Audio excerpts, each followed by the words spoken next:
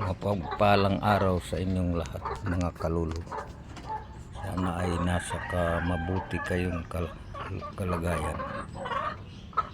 At ay mga kalulu, bago po umpisahan itong aking vlog, magdasal muna tayo mga kalulu. Mga Ama, Anak, Espiritu Santo, Amen. Ama namin na sumasalangit ka, sambahin ang ngalan mo dito sa lupa para nang sa langit. Bigyan mo kami ng kakanin sa araw-araw at patawarin mo kami sa aming mga sala, parang pagpatawad namin sa nagkakasala sa amin. At huwag mo kaming ipahintulot sa tukso, nadya mo kami sa lahat ng masala. Amen. Aba Ginoong Maria, napupuno ka ng grasya, ang Panginoong Diyos sumasayo. Bukod kang pinagpala sa buhay ng lahat, pinagpala naman anak mong si Jesus. Santa Maria, Ina ng Diyos, panalangin mo kami makasalanan, ngayon kung kami mamatay. Amen. Ngalan mo, Espiritu Santo. Amen. Mga kalulu, umpisahan ko ang aking kwento tungkol dito sa aking bahay. Noong kasagsagan ng pandemya mga kalulu ay ito ang naitayo namin mga kalulu. 2018 po kami ay nagbahay dito at ay kala ko nun mga kalulu ay katapusan na ng mundo kasi lahat ng bansa mga kalulu ay talagang lumaganap ang COVID mga kalulu. Kaya sabi ko matatapos na ang mundo. Kaya ako ay natigil sa pagmamaneho noong kasagsagan ng nag-lockdown mga kalulu at ay ito na nga ang nangyari. At ay sa pagtawag ko ng Panginoon mga kalulu ay sinulusyonan niya ang ating problema tungkol dun sa pandemya mga kalulu. Kaya ito ang katas ng pandemya mga kalulu. At ay tinulungan ako ng Panginoon mga kalulu. Dahil ang anak ko ay naka-abroad, nakapunta siya ng Japan mga kalulu. Kasagsagan ng pandemya mga kalulu. Kaya sabi ko talagang may Panginoon talaga. Ganun ang nangyari mga kalulu. Ay talagang ito na may Panginoon talaga.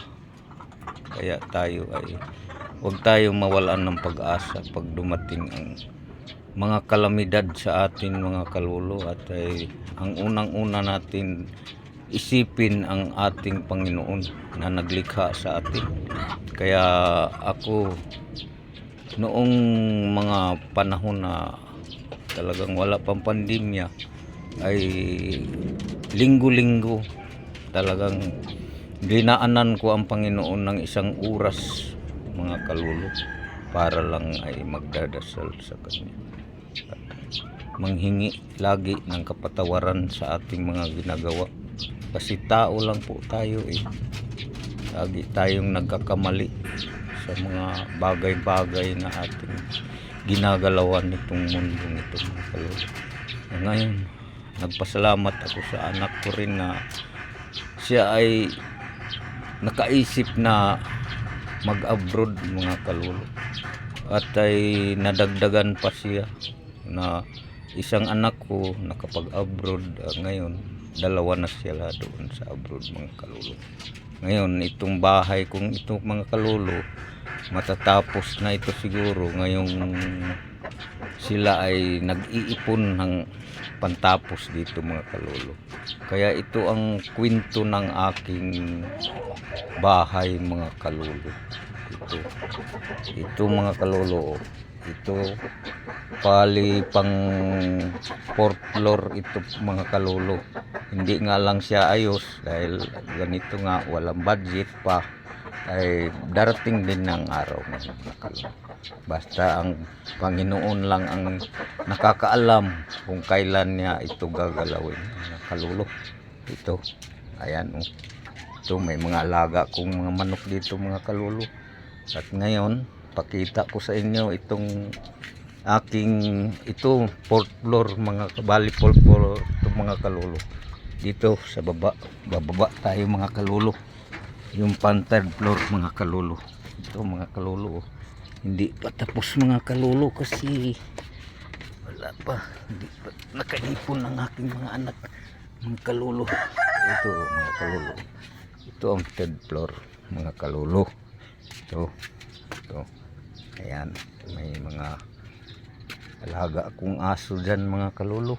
Itong pinaka 3rd floor. Ito ang bababa tayo dito mga kalolo sa 2nd floor mga kalolo. Ito mga kalolo, wala pa sa ayos mga kalolo at hindi pa tapos. Ito ayan oh, ayan oh, may alaga pa kami rito mga pusa mga kalolo. Hi, good morning mga pusa. Ayan oh, sabi niyang pusa nyaw. Ito dito tayo sa last floor, pinaka last mga kalolo. Ito dito ito. Ayan, pinaka last dito mga kalolo. Ito sila apo ko mga kalolo. Ito ang manugang ko mga kalolo. Ito dito tayo sa labas mga kalolo. Ito ang aming labasan mga kalolo. Ito mga kalolo, ito mga motor namin mga kalolo. Ito ang kalye namin mga kalolo. Ito hanggang dito andun mga kalolo. Ayan, may mga tao doon mga kalolo. Ayan, ayan mga kalolo, hanggang doon. Ito mga kalolo, ito ang aming pintuan mga kalolo. Ayan, ito ang baba namin mga kalolo. Ito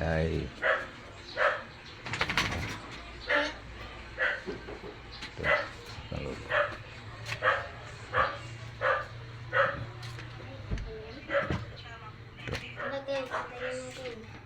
Na patay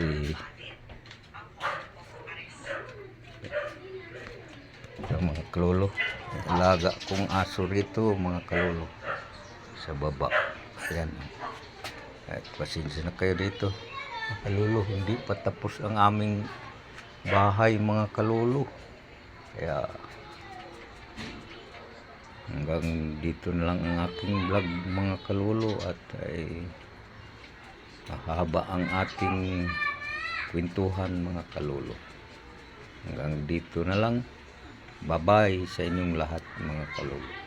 Hindi content lang ito pang kalolo, at totoo ito. Ganito talaga ang aming bahay mga kalolo. Bye-bye, thank you mga kalolo. Pagpalain kayo ng mga Panginoon sa saan man kayong panig ng mundo, Panginoon.